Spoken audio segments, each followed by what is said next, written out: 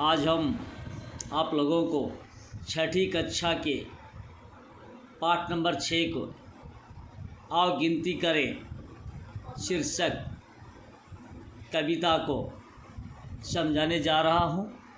आप लोग समझने की कोशिश कीजिएगा। यहाँ 1 से 10 तक की जो हिंदी के संख्या हैं उनमें से हमें कौन कौन से 3 संख्या लगकर हमें क्या समझाने चाहते हैं, उन संख्याओं के मुताबिक हमें क्या क्या ज्ञान और क्या क्या सीख लेना चाहिए वो हम जानने की कोशिश करेंगे।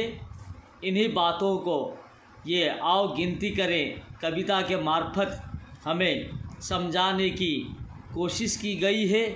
तो आइए हम लोग इस कविता को जानने की कोशिश करें। हम आपको समझाते जाएंगे और आप लोग भी हमारे साथ जुड़कर समझने की कोशिश कीजिएगा। तो शुरू करते हैं। पाठ नंबर 6 आओ गिनती करें। 1 2 3 रहो न मलिन। 1 2 और 3 से हमें कैसे रहने के लिए सीख मिलती है। रहो न मलिन। मलिन का अर्थ है मैला। न का अर्थ मतलब रहो न मतलब नहीं रहना, अर्थात हमें मैला नहीं रहना है। 1 2 3 से हमें ये सीख मिलती है कि हमें मैला नहीं रहना है, अर्थात हमें गंदा नहीं रहना है, हमें हमेशा साफ सुथरा रहना चाहिए। ये बात हमें 1 2 3 ये 3 संख्या से मिलती है। उसके बाद 2 3 4 सबसे रखो प्यार। ये 2 3 4 ये 3 संख्या से हमें ये सीख मिलती है कि हमें इस संसार में सिर्फ अपनों से ही नहीं, गांव वालों से भी, समाज वालों से भी, हमें संसार में जितने भी जीव जंतुएँ हैं, कीड़े मकोड़े हैं, पशु पक्षी हैं, सबसे हमें प्यार रखना चाहिए। किसी से भी हमें हिंसा नहीं रखनी चाहिए, किसी से भी हमें बैर भाव रखना नहीं चाहिए। हमें सब जीव जंतुओं पशु पक्षियों से हमें प्यार रखना है। ये बात हमें 2 3 4 ये 3 संख्याओं से मिलती है। अब आगे बढ़ते हैं। 3 4 5 बोलो सदा सच। 3 4 5 ये 3 संख्या से हमें हमेशा सच बोलने की सीख मिलती है। हमारे बापू, हमारे देश के बापू जो महात्मा गांधी, उन्होंने अपने भाषा में अपने शब्दों में कहा था कि सदा सच बोलो। तो हमें 3 4 और 5 ये 3 संख्या से सदा हमेशा हमें सच बोलने की सीख मिलती है।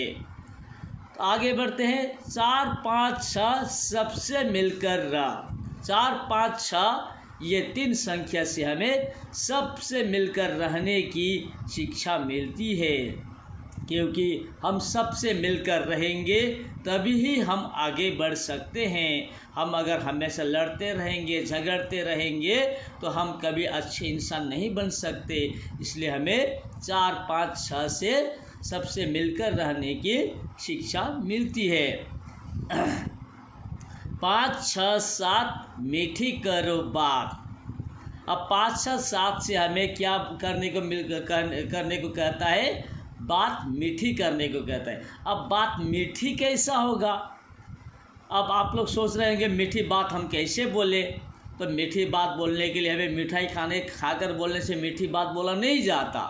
मीठी बात इसको बोला जाता है कि जो बात बोलने से आपको दूसरे लोग अच्छे पाने लगते हैं, आपके बातों को ध्यान से सुनने लगते हैं, आपके बातों को मानने लगते हैं, उन सब बातों को ही मीठी बात कहा जाता है।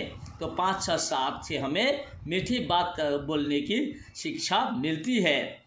6 7 8 रखो याद पाठ।